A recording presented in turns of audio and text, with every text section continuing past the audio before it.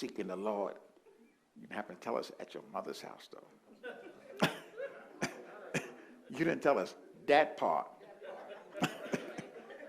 You left that part out. And you also left out the part about the stamps. You left that part out, too. And the SSI check, because you went down there and prayed that you was crazy. You left that part out, too. Come on, say amen, somebody. So a dream or an admission of life comes through, first level is work. And then work produces money. Every dream. I was thinking today, saying, because something I needed to buy, and I was thinking a few years ago how hard it was to buy it. But God moved us up. That things that were hard to buy, we just buy.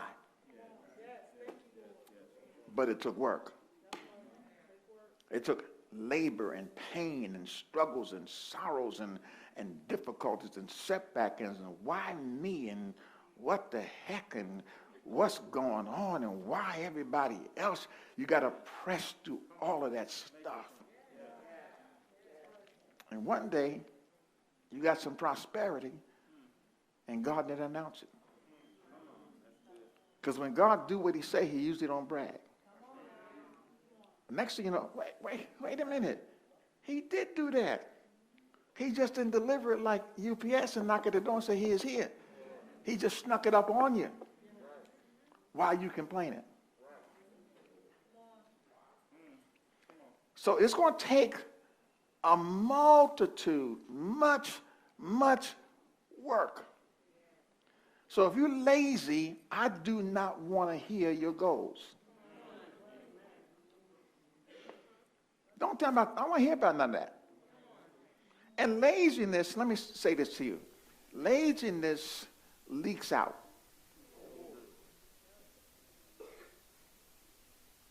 Because when you're lazy, you don't come to church. When you're lazy, you can't be on time. I ain't got no shouts in the house.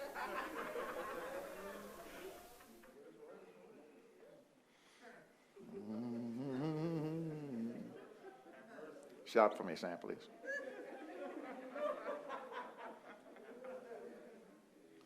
So a dream comes through much diligence, much work, much effort, much pain, much labor, much setback, sorrow, heartbreaks, through a multitude of what? Not foolishness, but a multitude of business. Business requires business. Business requires you to be about business. Somebody say, dream finishers. All right, so now you got a dream. God showed you something, so you believe. The pastor, I ain't going to see you now for a while. Because I am doing my dream. Then I see you 6 months later, but where your dream at? Trust me, in 50 years, 30 years of pastoring, I've seen some stuff. Trust me, I have. So let's look at somebody who was a dream finisher. This is going to bless you. 1 Kings chapter 5, verse 5. Are you getting something? And behold, I purposed, somebody say, I purposed. Now, wait a minute. You can't even begin to implement a dream if you don't make up your mind. Well, when? I'm getting ready to start. I know so many people getting ready to start. I'm getting ready to start. I'm getting ready to start. When? I'm getting ready to start. When? I'm getting ready to start. I'm starting soon. See him next time? Very soon.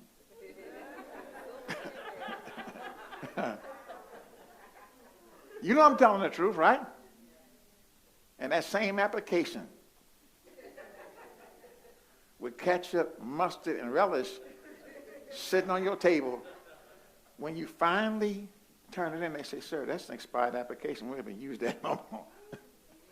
Somebody say, so you got a purpose. Make up your mind. I purpose to build. In other words, I didn't purpose to make something go puff. I purpose to go through the process. The word banner means to build family, home, dream. And I set out into my mind knowing I ain't going to get this all done tomorrow. This ain't going to be done in one day. But I set myself to build. And if I know anything about building, I'm going to go down before I go up.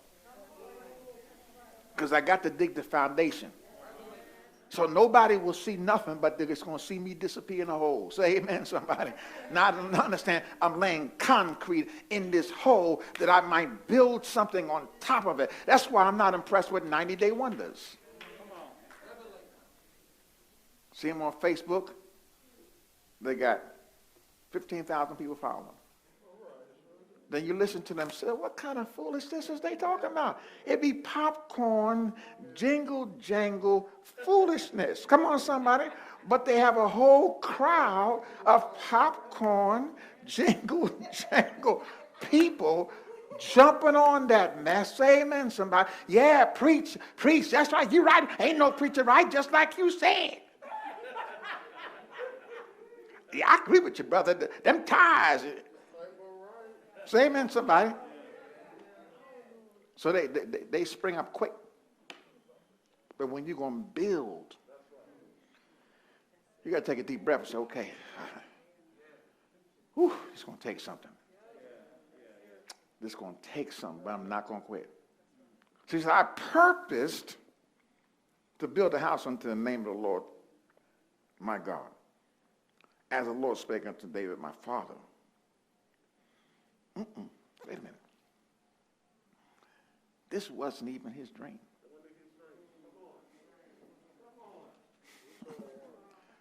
Woo! I'm going to build another man's legacy. Oh, that's too deep. That's too much. Too much. Because if I build in another man's house or build another man's house, I'm absolutely going to get my own. Come on. Absolutely. But there's some folks, see, you can't even tell them to take the offering. Because after you tell them to take the offering, they're going to want to preach. Some people can't even ask them to pray because they're going to turn the prayer into a message. And don't dare leave some people in charge of your church when you gone. Ooh, Lord. You know why I only have a few pulpit captains? Because I used to have a lot. And some of them would get up here and turn that into their preaching service. You know, you're supposed to introduce somebody, and you always, Come on. Tell the truth. This ain't your house. Am I helping somebody?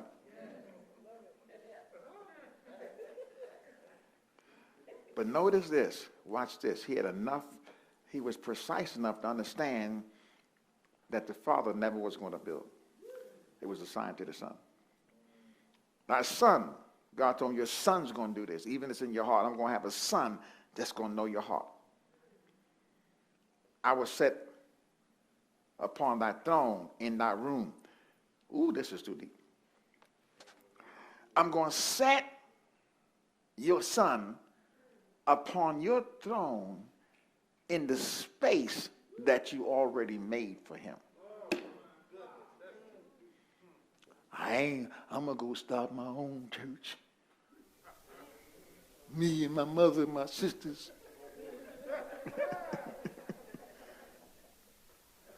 You got a man trying to make room for you. Trying to break out a place for you. That's smart enough. No, I'm not going to always be here. And if you see me when I leave this place, and say, I don't leave the place when I die. I may leave the place when I'm here, and I'll start stepping out. Oh, they ain't there. Let me get back in this place. If they was there.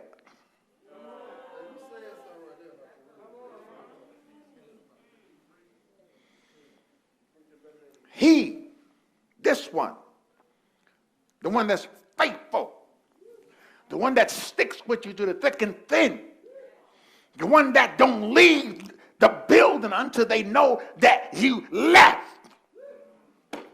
Oh, somebody talk to me. The one that may be standing there, got the baby in their arm, got to go to work in the morning, shout somebody, but is there, say amen somebody, and say, by the way, before you get in the car, I got some more seed for you. Oh, Lord, somebody talk to me, somebody talk to me. He shall build unto my name. So we got the vision, and he purposed. Somebody say, now you got to start. And you say, well, everybody knows you should start, but most folks don't start. I've had people give me all kinds. You know how I eliminate people's plans? How we eliminate people's plans, Sam? Say, put it in writing. Type it out. And guess what happened? Half the time, it was a daydream. Because if you ain't got enough diligence to get it typed out, you didn't believe it. So they started. So let's look at verse 5. I did verse 5. Let's go to verse 6. So he starts now. Now, therefore, command thou. So somebody say, go get some masters and celebrate them. Find somebody who is doing your dream. And mashak them. Rub up alongside them. But we have so much pride in us. So much competitiveness. How you compete? Here, I'm 4 feet tall.